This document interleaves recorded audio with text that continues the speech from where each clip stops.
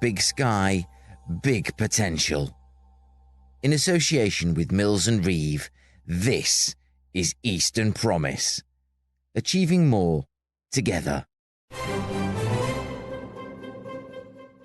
Welcome to this special episode of Eastern Promise, the podcast that uses a cherry picker and a butterfly net to reach the highlights of what's happening in the east of England and to share them with you.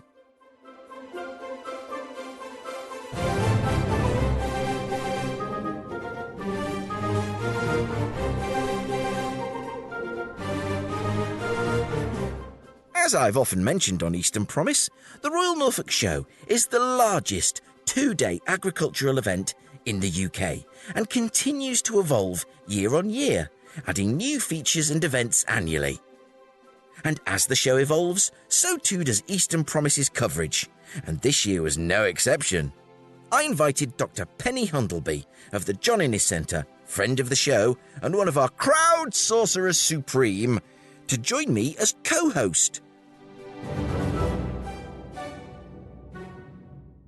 So stay tuned as Penny and I hit the avenues of the Royal Norfolk Show for this special dispatch from Eastern Promise.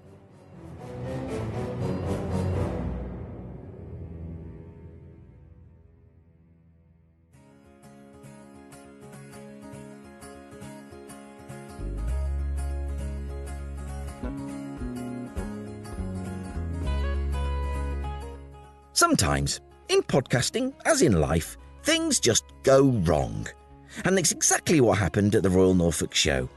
I had a technical issue with one of my microphones that meant my interview mic didn't work properly. And unfortunately, I didn't find that out until after the show had finished. Sadly, my calls to rerun the Royal Norfolk Show this year have been rebuffed. Whilst you can hear me and my co-host, Dr. Penny Hundleby, just fine, our interviewees are a bit hard to hear. However, as you're about to hear, Penny did an extraordinary job. Were I paranoid, I'd say she was a bit too good for my liking. So I couldn't just chalk this one up to experience. With a few weeks' toil in my audio lab, twiddling knobs and sliding sliders, I've come up with the best possible quality. And so, ladies and gentlemen, without further ado, you join Penny and me on the sun-drenched avenues of the Royal Norfolk Show.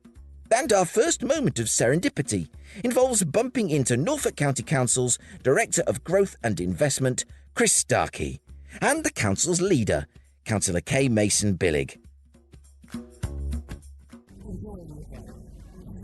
I'm the leader of Norfolk County Council, Councillor Kay Mason-Billig. Lovely to see you here.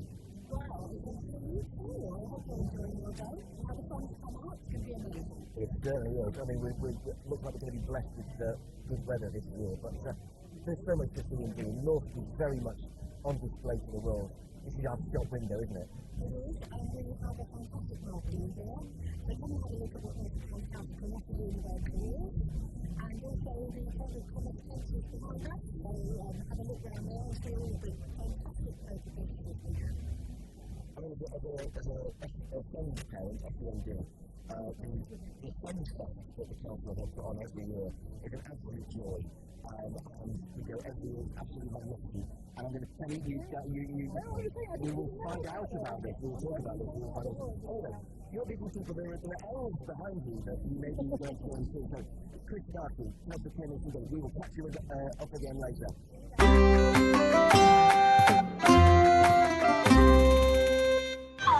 We're being assailed by bubbles.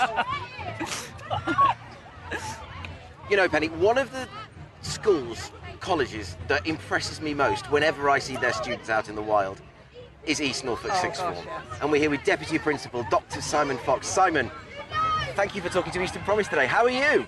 I'm very well, thank you very much, Mike. How are you enjoying the show? Always, always. And, what are your students up to here? Because it's bound to be impressive. You're too kind, but it is impressive. So we've got students here today who are volunteering on our stand in the Science STEM tent in the STEM Village. So they're talking about sustainability, they're talking about coding, They're going to be helping out in the Discovery Zone, so they're volunteering there, talking to the primary students who are coming through, helping them learn about the journey Sugar Beet takes. We've got some cadets taking part in the Young Diamonds Tribute in the main ring tomorrow, and some receiving awards in the Young Diamonds Tribute as well. So it's wow. 2 days. And just for our listener, I mean, like I say, whenever I see your students, I'm completely blown away. And when I did UK Reef, which is a real estate and infrastructure forum, I'm talking in front of people from Cambridge about skills level in Cambridge, and they say, oh, well, this and that and the other. East Norfolk Sixth Form is my go-to example of where, yes, there are parts of Norfolk that are, in need of help, but what you do with those students, how you lift them up, how you show them the wealth of opportunities that are out there is completely mind-blowing. How do you do that so consistently year after year? I think it's just having that underlying ethos, which is about saying how do we create opportunities for young people to flourish, and knowing that qualifications sit at the heart of that, but saying it can't just be that. You have to open up doors for them to explore avenues they never knew they wanted to walk down. You have to give them the skills and the toolbox to kind of know how to make the most of those opportunities. So we work really hard with partners like the Royal Norfolk Agricultural Association to kind of give them the chance of coming together with organisations and businesses and people who are equally passionate about making a difference to young people's lives. And when you get that right, and when you live that every day, then the outcome is just the natural kind of progression of those young people doing amazing things in the sectors that really matter for Norfolk and Suffolk. But they do it so well. I mean, you should be so proud of yourselves because, schools teaching is hard anyway, isn't it? And the amount of, red tape you have to go through, and just to have that passion, I mean, it really does shine through. It really is, special. And I think it's about kind of finding the easy wins in that as well, because you're right, Penny. It's kind of, you can get very bogged down and say, well, there's so much paperwork to do, there's so many other things that kind of have a priority, but actually you just need to box clever. You need to say, well, okay, look, we've got this amazing Norfolk show happening. How can we bring several groups of students to it to do different things? We've got our level 4 art students here doing preparatory sketching and work for their course next year. We've got students here from environmental science and geography who are doing curriculum stuff, as well as the students developing those soft skills. That is brilliant. So you kind of, to the same amount of leveraging what we've got already. Exactly. Exactly. But it is having that headspace and that joined up thinking and those networks to see what's going on your doorstep. And I think... And at East Norfolk Sixth Form, forgive me, I feel like I'm doing your PR for you now. It's at every level. It goes right from the top through Catherine and Simon. Trips to South Korea. I mean, I know. God, it's like, just unbelievable. Like I say, they are just my go-to example of what you can do when you have the will to actually try and say to your students, these are the opportunities that are open for you. Forget everything else. If you've got the will and the skill, you can do it. And I really admire you for that. And like I say, you are my go-to example of what can be done. That's very kind, Mike, and really appreciate it. We are very grateful for the fact you continue to champion us in all we do. Always. You're always. very easy to champion. Exactly. You make it easy because there's always good stuff to say. Sharing your stories must inspire other schools, though, because surely seeing the benefits, because it has to have impact, doesn't it? Yeah, absolutely. And one of the things we've done a huge amount, this again is driven by Catherine down through into the rest of the team, is working with primaries and secondaries across Norfolk and Suffolk. We kind of bring young people to the college, but to take our kind of passion and our drive to kind of open up doors out into that wider education community as well. And there are some brilliant schools out there that are doing amazing things, and wherever we can help that and nurture that, we know it's a win for us because the students then come through and do one of our amazing 90 plus courses and then continue to kind of fuel that pipeline. So you're absolutely right, it's living it every day and then persuading others that it's worth living as well. Well, we can hear the kids from all across Norfolk and beyond having an amazing time with the bubbles that are flying past us. That's how much fun the STEM Village is. It is. Well, if you're not won over by bubbles, there's so much more besides. Can I just do a little plug that Simon is actually John Innes Centre alumni as well, so we're very proud that, you see. we had a little, Only a year or two ago. So absolutely. Delighted to flag that up. Sam, thank you. Have a wonderful show. And, so many people are going to see what your students have made of. It's fantastic. Thank you very much. Thank you. Go play. See?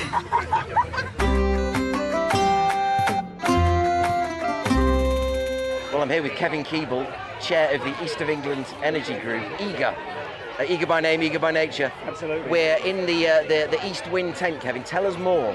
So the East Wind tent is all about teaching children about the possibilities of employment in the energy industry, and also what the energy industry is all about and how important it is to general life. So they're learning how to build wind turbines, they're looking at how diggers might build cable routes, and generally understanding that whilst it'd be great if they did have STEM subjects, they don't have to have STEM subjects to work in the energy industry. There's so many jobs available in marketing and civils. It's a big civils program, all sorts of things. So it's great, huge buzz in the room, lots of fantastic volunteers, and it's blooming hot. It is blooming hot, which probably indicates the need for action. But you know, one thing I love what you do with Eager. I can see Sophie Skip, your sort of skills expert over there, talking to the Lord Danner. But you do so much, as you say, to raise up the possibilities. But what else happens that I really like is that out at places like Lowestoft, the energy sector is really changing the town for the better. It's hugely, hugely important to raising awareness of those careers, raising aspiration locally. And as someone who used to work in Lowestoft years ago, when I go back there now, I see the difference that the energy sector is making. More ships means more jobs, means not just on a boat, but on the shore, you know, even just in the town, in restaurants, cafes, what have you. It's really making that change for the better. How important is that to you to know that the energy sector is doing that? Well, I also started my career in Lowestoft, in the harbour, and so to see the changes over 40 plus years, I agree, it's completely amazing. I had a tour around the ABP port quite recently. Oh, I've got to do that. Andrew Hartston promised. You must do that.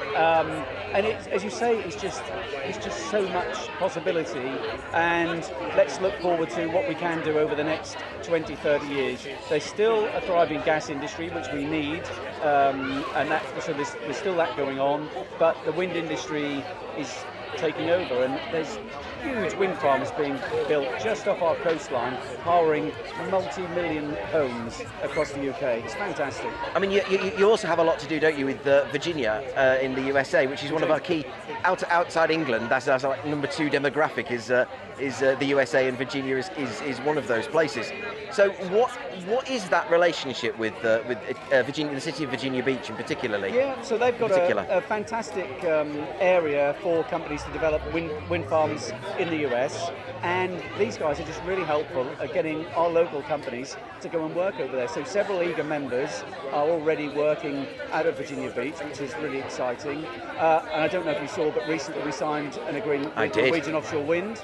So we're now looking at maybe taking a delegation of members to Norway, and we're thinking even further afield than America as well. That's with delegations. Marvellous. So it's about bringing new business in, partnering with local companies, and getting local companies abroad, which I was really fortunate to benefit from when I was young, living in Norway and all around the Far East. So yeah, the opportunities are endless, really. It really is wonderful, and it's so great to see so many young people around the stand today, just in this East Wind stand, learning about, you know, getting hands-on, having fun, learning about what the future holds. And I do actually have a hat which I can take off to you, and I do, because it's wonderful, and you know, long may it continue. We've got some fantastic staff, and brilliant cooperation, and it's amazing. Kevin Keeble, thank you ever so much. Thank you.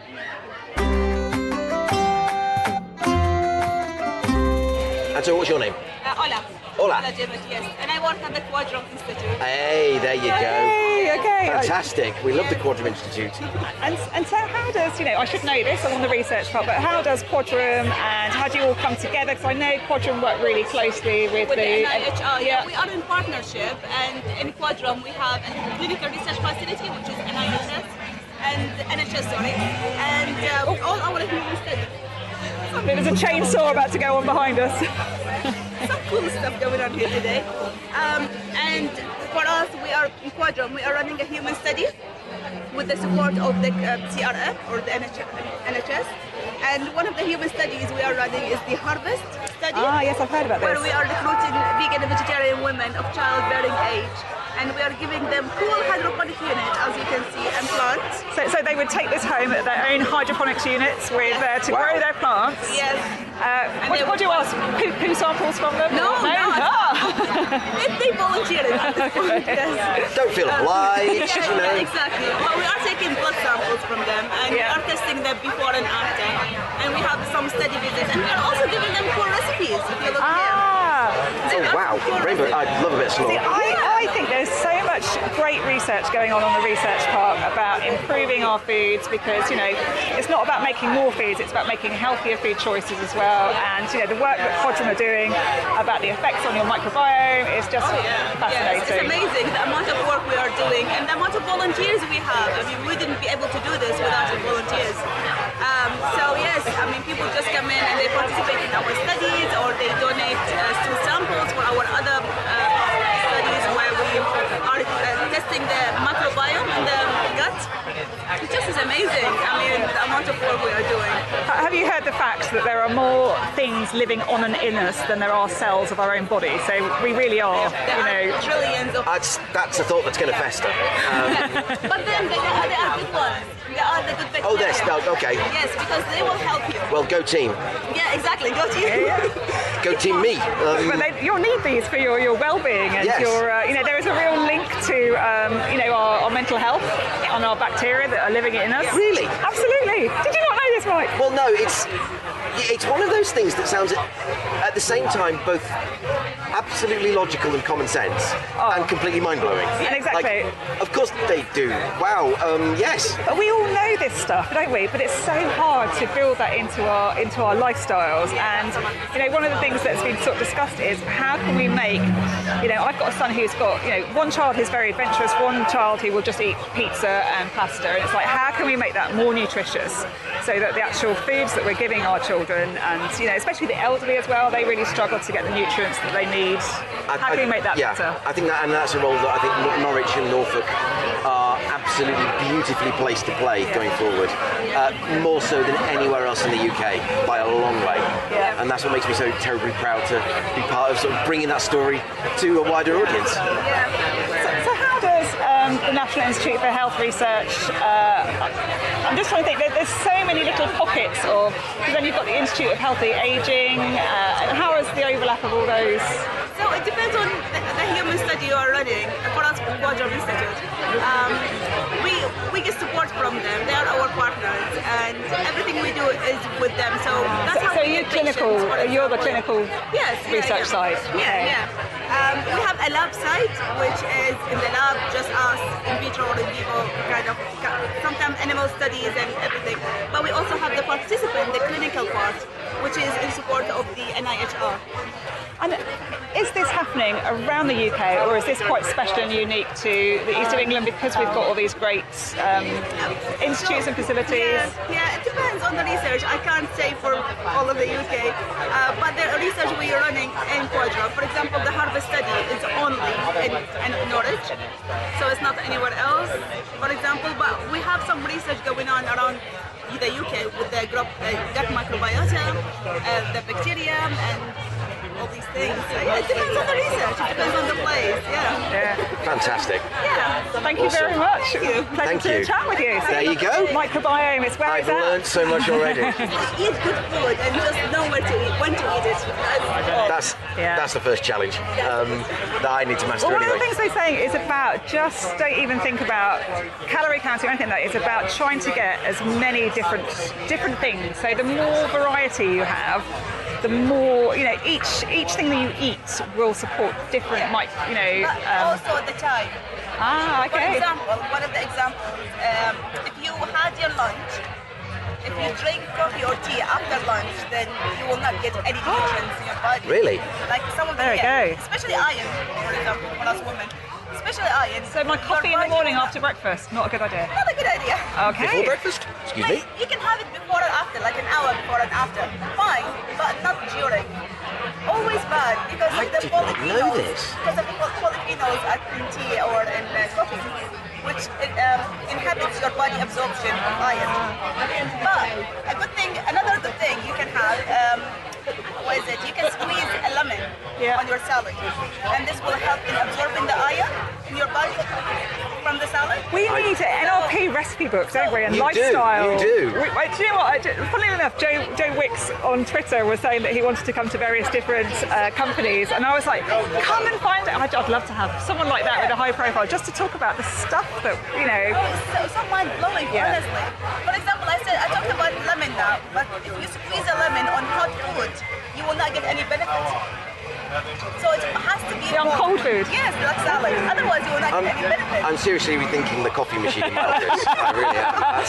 Okay, so when you talk about polyphenols, and what about my wine? Glass of wine with my evening meal, is that okay?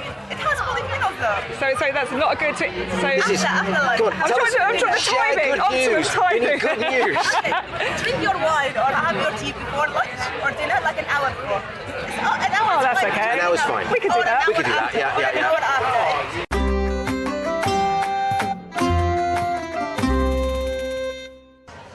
Let's go in. Did you say Babraham? So Babraham are behind you. Oh, yes they are.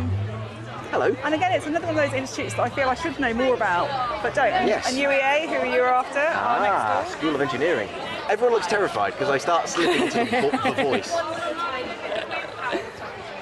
Do you know the person behind the... I don't know the point, but he's made eye contact and he's now regretting that he's made eye contact. John, have you got time for a chat? It's going to be fun putting some of this together, but it'll take a while. Do you know what? We're having random chats, and you don't need to be scared. Random because, chats, we're catching up. Okay, so I am someone who hates, I've avoided coming out with you before because I like chatting, but not when there's a microphone in front of me. But actually, this isn't on at the moment anyway. But It's fine. I work at the John Innes Centre. Obviously, I've heard about Babraham, and I should know more about Babraham, but I don't. Can you tell us roughly what you For do? a Norfolk audience who might not, who are sort of know what the NRP is, Norwich Research Park, who don't know what Babraham is, tell us more. And you are, sir. Yep, so I'm Mike Norman. I'm actually the Public Engagement Manager at the Babraham Who better? Who better? It's like it was planned. Yeah, so the Babraham Institute, we're based just south of Cambridge in the village of Babraham itself. And what we do is we study and try to understand how and why we as people age. And what we try to do is use that knowledge to really understand why certain health conditions come about when we get older, or also in children and sort of younger children diseases as well. We try to use that knowledge that we gain from looking at how our bodies work to develop new treatments for those illnesses and to hopefully improve lifestyle and health of everyone throughout their entire life, from birth all the way through to old age. Wow, that is a big brief. So you must have a lot of engagement with people on the Norwich Research Park, because obviously a lot of the remit that we have is very similar and must complement quite well and bring strength to what we're both doing. Yeah, definitely. As you say, we do a lot of work trying to work with lots of institutes, universities, especially the NRP is one we do a lot of work with. Of course, we're funded through the BBSRC, also John Innes Centre and some of the other institutes so we do a lot of work in that way as well to really try to bring those synergies and for that bigger benefit that we can all bring working together rather than working individually. There you go, that's going on a t-shirt. I love it. That's absolutely right. Couldn't agree more. You've kind of explained it already, but I'd like you to sort of elaborate on what brings you here to this show in particular, the Royal Norfolk Show.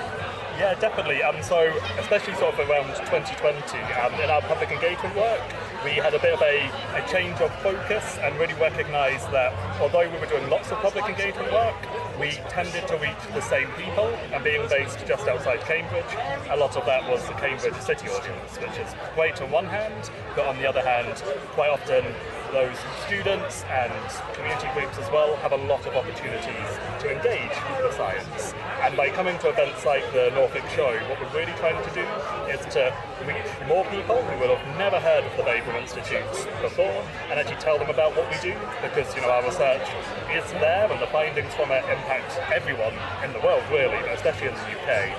We really want to make sure it's not just a small set audience who happen to live on our doorstep who get to hear about the work that we're doing. I mean, that's brilliant, isn't it?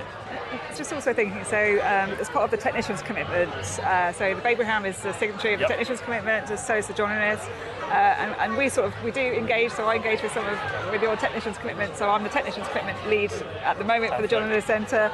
But also, you just think about an incredible talent pool, and so there's a lot of skills from people who've worked at the John Innes that could then transfer across, and it's how can we actually better engage with our science community as well, because these are the people that we want to be upskilling, and when you bring people together with similar but slightly different ways of working, you learn from each other, and it's really exciting to sort of see people who go, well, I'm a plant scientist, and you're going, well, no, but look at all these great skills you've got, and these can transfer really well to different areas. So yeah, it's a pleasure to meet you, and it's really nice it's lovely to see you here, and it is I think it's great that you're here, and it is so easy to sort of, as you say, talk to the same audience time and time again. It isn't easy necessarily to reach outside that, but absolutely, as Penny says, it's great to see you here and to be talking to this audience, and I hope you have a really successful show. Thank you. Excellent. Well, the busiest woman at the show, probably, busiest human being at the show, Dr. Samantha Fox, co-founder and director of the Youth STEM Awards CIC and the STEM Village. You drive that forward with such gusto and brio. It's amazing what you've achieved this year. Is just wonderful, and you're clearly so proud of what you've achieved. It's brilliant. But we're all massively proud. This is just brilliant. What can you say? How has it been this year? Because you brought it all together this year. The Discovery Zone, the STEM Village is now... Yeah, so this is the second year of the STEM Village making an appearance at the Royal Norfolk Show, and the idea behind that really is to showcase a wider range of STEM to complement the agriculture and land-based careers, and inspiration on offer for young people, because we do so much great stuff in this region, Mike. You know that, and you're sharing that and shouting about it, and it's about how showcasing careers and innovation, and helping to showcase how we're helping to address global challenges, through our precision agriculture, through clean energy, through the amazing work that our scientists are doing in the NHS and all sorts of other organisations that are taking part. So it's a brilliant addition to the show, and I just couldn't do this without all of these amazing organisations that take part. I think we've got around 70 different organisations taking part. Absolutely.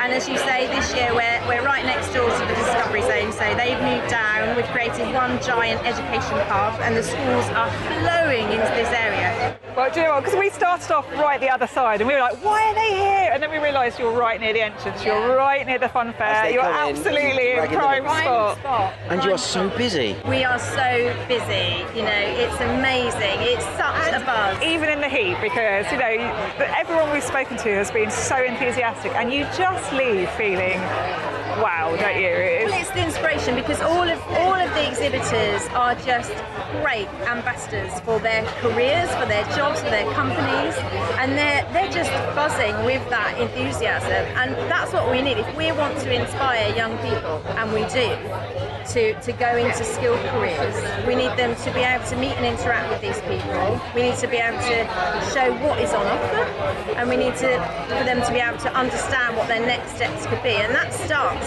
I'm looking now at a toddler over there. We've got everything up from the youngest children right up to sixth form colleges and apprentices here as well. And we've also got a wide range of different pathways on offer. So we've obviously got the University of East Anglia up here this year, but we've also got Regent UK showcasing the apprenticeships on offer. Yes, I must go and speak to Wayne Stannard of Regent UK. Right. We've obviously got CCN, City College Norwich, Paxton College and Eastern College part of the zone this year. But we've also got lots and lots of individual companies, everything from small innovative startups in our agri-science tent, which spans the Discovery Zone and STEM Village. So we've got startups there, we've got national and global companies as well, academics, public sector, private sector. So everybody's here with just that one purpose to inspire, entertain and engage young people and also their families. And for the offshore wind industry, this is absolutely important to do. So they need to inspire the next generation of offshore wind engineers, and they need to engage with the public to show what's happening in our region. And we're really leading this in our region.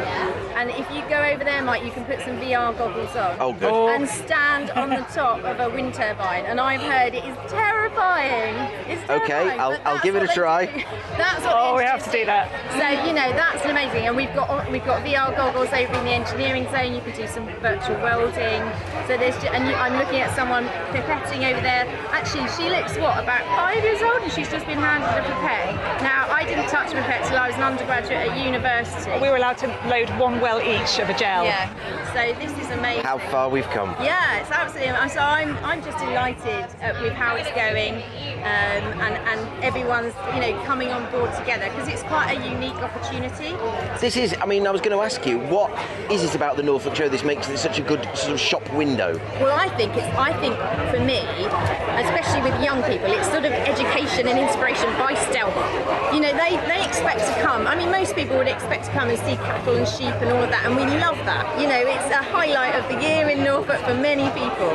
You don't expect to come in and learn how to use a pipette or find out, what the innovations in physiotherapy research are. So they're coming into these tents and just going, wow, wow. And it is so important, because I still remember going to a trade fair when I was about 16 and just seeing a bit of medical equipment, and that was it. I was sold. I was going to be, go down that path. It all changed when I went to university, but it's the people that you meet and how they make you feel can have such a massive impact in our choices. And I'm delighted that we've got Rebecca Osborne, graphic recorder, Indeed. who's actually there she is. I can see her. This is my ambition to be. This is your ambition. Well, here's the time to ask. I know. Oops, I'm just going to just my thinking, empty bottle. we love your work. Hello. Hi, never know what I'm going to have to draw. A cabbage and the inside Oh, of we've looked at the inside of ears and yeah. Rebecca Osborne of Osborne Studios, who's capturing already amazing stuff here. All that's going on in the STEM Village. Rebecca, how have you found it? I mean, you're in this tent in the incredible heat, but you've already sort of knocked it out of the park. Yeah, it's very beautiful today here in Norwich, and I've been visited by loads of young people who've been coming around visiting all the different exhibits and stands, and I've not been around at all, so what you can see on here is literally what I've been described by these young people. They're so enthusiastic, the visitors who've been looking and learning, but also people on stands who are so proud. Two young ladies from Gresham's who actually went out to Texas as part of the World, let me get it right, Vex Robotics Championships. Wow, Emily and Chloe, we can see them. Yeah, Team Frog. Wanted me to draw their robot on there as well. So what I'm creating is something that's really interactive, and it's being used to capture things that people have found inspiring, things they've learned, and their thoughts on where their STEM adventure might take them in their future career. But also people are using it almost as a menu to see what else they've missed. I love that. The menu of opportunities. I want to go and have a go on, say, the smoothie bike or whatever. Now, but what I love about your work is, because you often post it on LinkedIn, and I love just zooming in and going, oh, what was going on? And you can always capture what you've been and seen. Exactly, and the events you don't get to go out, or you don't even know about, you can sort of live vicariously through Rebecca Osborne's illustrations, and how much do you track your work and the impact it has after the event itself? Well, I hope that when people share the work, they'll credit me by tagging me in things. But yeah, I do have a look and see how people have interacted with it and shared it. And it just is a really great way of sharing with people that were there to remind them what happened, but also people that weren't able to be there, like you're saying. And perhaps people that maybe want to come tomorrow and were unsure of what they might need to kind of allow time for, because there's so much to still blank spaces on this board. Let's see. Yes. I'm so desperate to be captured by you at some point, so I love what you do, and there's just so much. So if we give you a snippet, come with me on there. And we're going to be putting, so this is today is the first half, and then we'll move this up and then build another part underneath. So oh wow, people who are coming tomorrow will I should come back and have a look.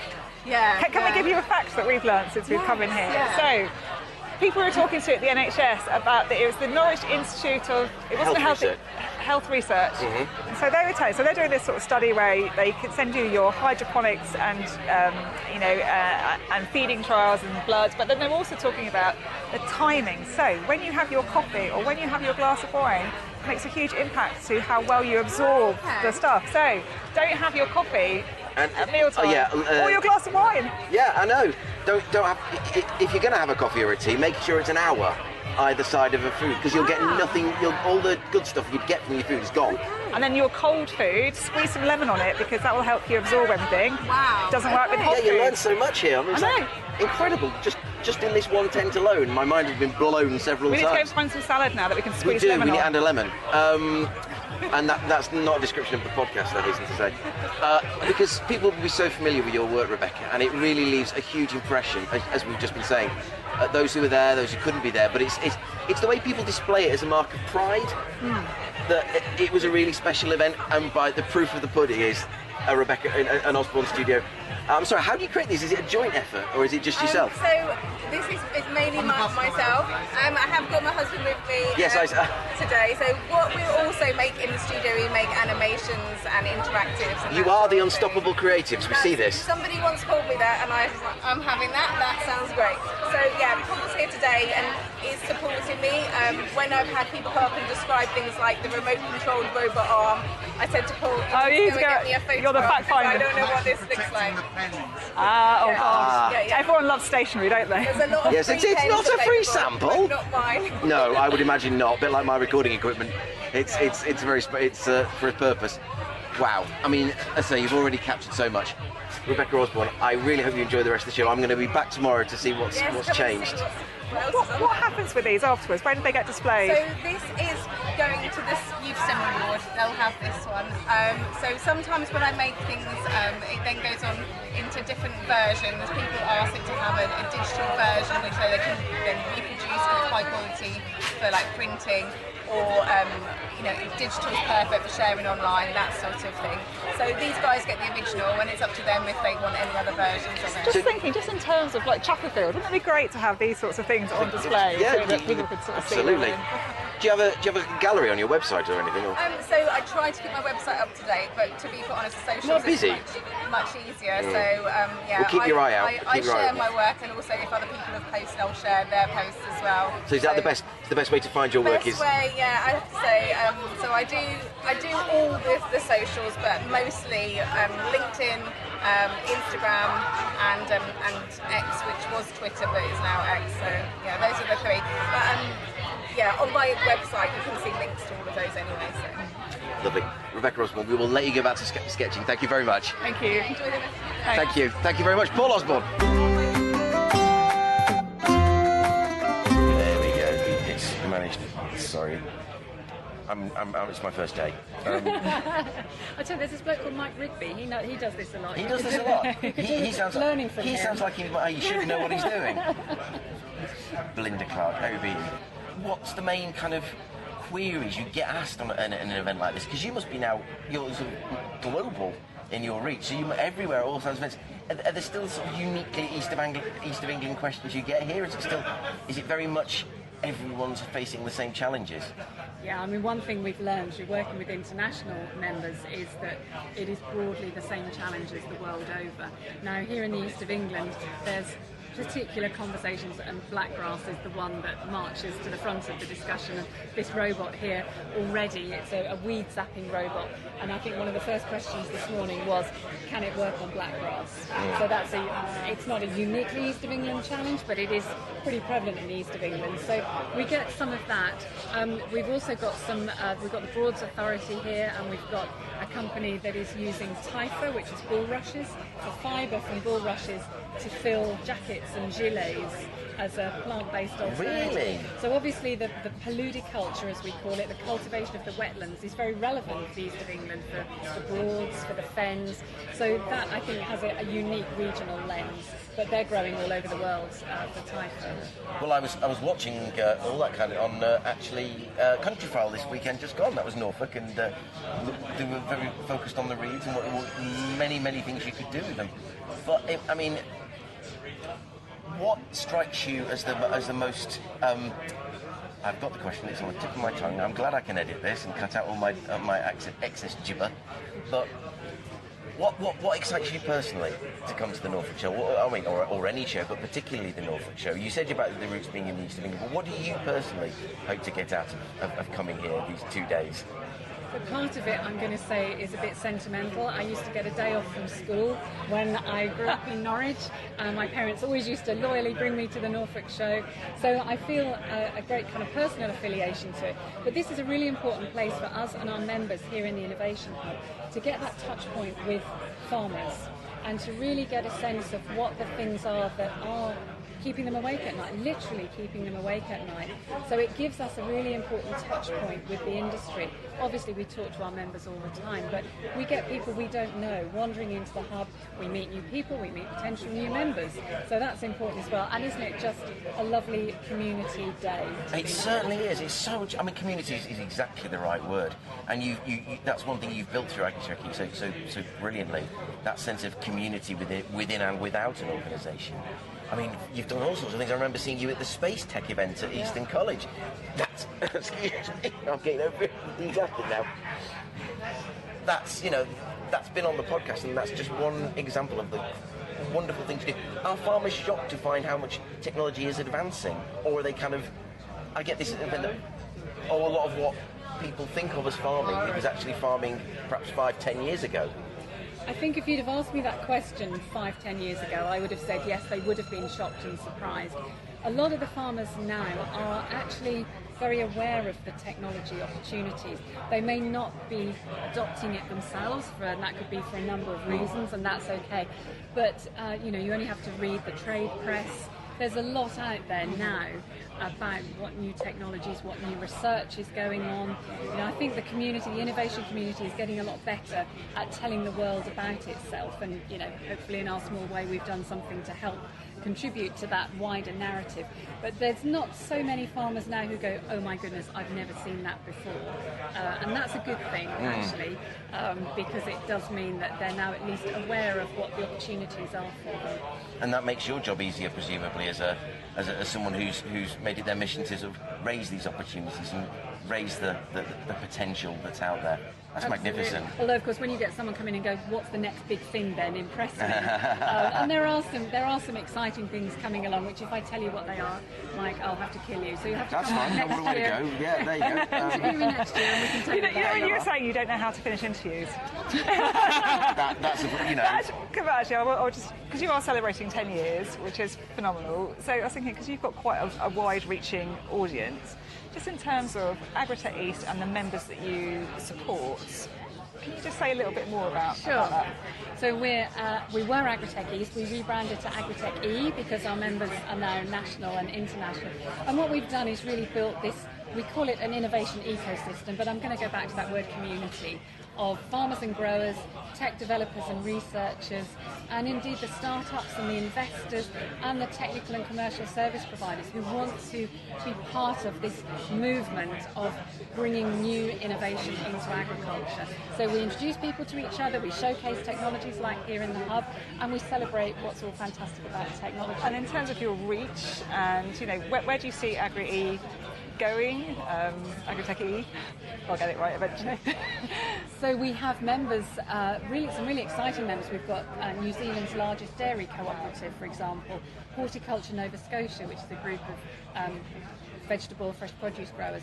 The Western growers in North America, based in California, responsible for half of North America's organic fruit, veg. We have a very healthy audience in California. Oh, well, I'm sure they know. Can I mention Dennis Donahue? Go for it. Who was the mayor of Salinas, who is the, I think, president of the Western Growers Association. So a big shout out to Dennis. I shall be linking him in. Friends of the Western Growers Association. Fantastic. But to your point, Penny, I think, as we said earlier, technology and the challenges facing farmers is the same the world over. Nobody has a monopoly on good ideas. Yeah. And the way to move the needle on our industry is to collaborate, and that's our role. And do you think there's more, because obviously I'm coming from the John Innes Centre as a research background, do you think we're doing enough to engage and get our science out there? as with anything, there could always be more. We did a survey of our members a few years ago, and we asked them of all the things they wanted to hear about. We asked them to rank them, and hearing bite-sized, digestible outputs of research from the universities and research institutes ranked really high. So I'll just feed that back to the universe. That there is a very strong appetite to hear about research. It's not just about what technology can I put on my farm tomorrow, but tell me about what the next 5 to 10 years could look like, and that's where the research at the John Innes is so important. And actually, that's one of the things that we're really championing is just having access to accessible science, because it is, trying to make it relatable and bringing it to the everyday, so that it's not these strange people in white coats doing scary stuff. And who could fail to be excited by some of the things that are going on? I mean, not just at the John Innes, but the wider research park, and indeed in the innovation community. I mean, literally, I skip to work every morning, seeing this robot behind you can kill weeds with a zap of light. I mean, what a privilege to be working alongside that every day. It is an impressive piece of kit that's standing here, that's just ready to get out there and attack the weeds at source with a zap of light, as you say. Just light. No just chemicals. Light. That's no exactly lasers, what we need. No electricity. And then where do you take that forward in terms of, because obviously there's doing things sustainably, which that fits beautifully, but the cost benefits and where does technology need to go so that becomes mainstream? Yeah. So I think we're at a sort of tipping point in the industry now that we've got to get the costs down so that it means that it's accessible and affordable for farmers to be able to adopt. And there's some quite innovative business models. For example, with robots, do you rent the robots or a fleet of robots? Now that presents a whole separate set of questions for the robot company, because they've got to make a load of them that you might only want, everybody wants them for 3 weeks of the year for something like asparagus or whatever. So we're seeing innovation in the way that the technology is starting to be presented to farmers, mindful that some of it is still quite expensive, and we've got to get those prices, those costs down, cost of manufacturing down, and getting it a little bit more acceptable, and also being able to calculate the return on investment. That's really tricky. Yeah, I was just wondering, because we were having this conversation beforehand, because we've got so many sort of scientific technologies, so we've got genetic solutions to some of the huge problems that we're facing, but actually getting those solutions out to farmers is a minefield, with the precision breeding. A lot of people think, game over, we've got this new legislation. There's still a long way to go, isn't there? And it's like, do you feel there's enough in sort of road testing these technologies so you can have these great ideas, but actually will they ever get out there, and is there enough talk there between the communities? I think it's not the technology, it's the question I find myself asking more than any other question is who's going to make money and how, because actually, with very few exceptions, there's got to be a robust business model. So, for example, with genetics technology, you would imagine, well, it's going to be the breeders. Well, who's going to pay the breeders to develop whatever the new variety of whatever crop is going to be? And so it's always around the business model. And we're starting to see that evolve. Software as a service is now a quite robust and well understood way of software companies making money. They sell it as a service. That's now quite well baked in, but I think we're still struggling a little bit with some of this new tech. Who pays and who makes money and how? Yeah. The age-old question of making things fly financially. Belinda Clark, OB, thank you so much. It's a pleasure to see you here. Are you here both days or just today? I'm just here today, but the rest of the team is here tomorrow, so if anyone wants to come, I think it's stand 325 behind the food court. There you go. We'd love to see them. Well, I'm sure your team will be ready to welcome you. Thank you very much. Thanks, Mike. Thank you. Dr. Vicky Foster of the British Beet Research Organisation. The trick is to slow down. The British Beet Research Organisation. You must be you look like you're having a fantastic time at the Royal Norfolk Show this year. We are, it's amazing. We get to speak to so many different people. So this year, as well as sponsoring the Innovation Hub, where it's more of a business-to-business activity, we can talk to growers and other small businesses. We're also sponsoring the Discovery Zone. So this is all about the primary school children and about educating them. And they see loads and loads of sugar beet growing around East Anglia, and they don't really know what it is or what it does. So we're taking them through the process of actually sowing the seed, how it grows, grows to actually producing sugar at the end of it. So it's really exciting and different activities to what we normally get involved in. We normally deal with farmers, so this is really exciting to really have discussions with the general public and with the primary school children as well. You must really enjoy that. It sounds like you really get a lot of passion out of that, engaging with that very different audience. Yeah, absolutely. I mean, but even engaging with farmers, there's farmers on so many different levels that want so much different levels of information and detail. So you can talk to one grower and you can have a completely different conversation with another grower on something else, and with agronomists and the supply chain, everyone we deal with. So the Norfolk Show is brilliant because we get so many different people here to talk about. And this year's focus is all around IPM, so integrated pest management, how we can start to grow the crop using less inputs and less chemistry, and how we can develop the tools that nature's derived and use beneficial insects to really help to protect our sugar beet crops. So it really is a kind of a focus on helping people to understand what we do, and how the crop can help itself, and where we need to kind of interject every now and then to just help it along. So what's the one thing you'd want people to really take away from why BBRO are here? Well, I mean, sugar is important. Sugar is important in our diets. We can't survive without sugar. But sugar's not all about cakes and fizzy drinks and sweets. Actually, it's a really important crop. It obviously just produces sugar that goes into silver spoon, into bag sugars, but we also goes into the animal feed. It's a phenomenal circular economy because there's a huge amount of resources that go into different crops. There's a lot going into animal feed, which is really important. And if you go down at the Discovery Zone, they've got cows down there as well, so you can see the different animal feeds that are there. And there's so little waste in sugar production as a crop. It's just a phenomenal success story. It's so fundamental to the east of England's agricultural industry. It is, yeah. So some of the biggest crops are grown in the east of England. We have great climates to do it. We have great sunshine. And we have great soils. We do need a little bit of rain, so we need water, we need nutrition, we need sunshine, and then the crop can motor away. So it's been a slow start this year. We had a very cold start to the season, but this sunshine we've got now is perfect for piling those sugars into the roots that can be extracted, so we don't end up with a massive canopy and no sugar in the root. So it's always challenging every year growing crops across agriculture. It's always challenging. Well, fantastic. You look like you're having a whale of a time at the show this year, so we will, unless Penny, do you have any questions from my colleague? We work quite well together, don't we? Yeah, we work a lot with John Innes, and it's great. We have fantastic collaborations across the Norwich Research Park. We work with Erlen, with Codron, with JIC, with Tropic Biosciences, and it's phenomenal. The relationships and the projects that we get going, it's just such a hub of excellence of science. It's just brilliant.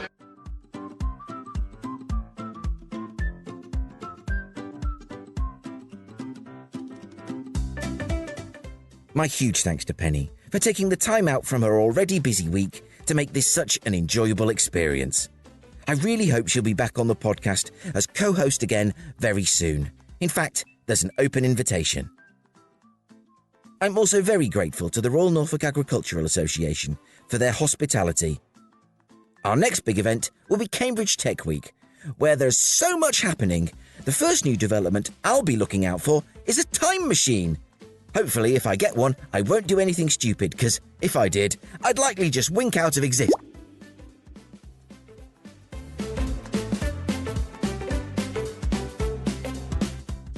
To hear other episodes of the Eastern Promise podcast, and to find out more about what we do, go to our website at easternpromise.org.uk.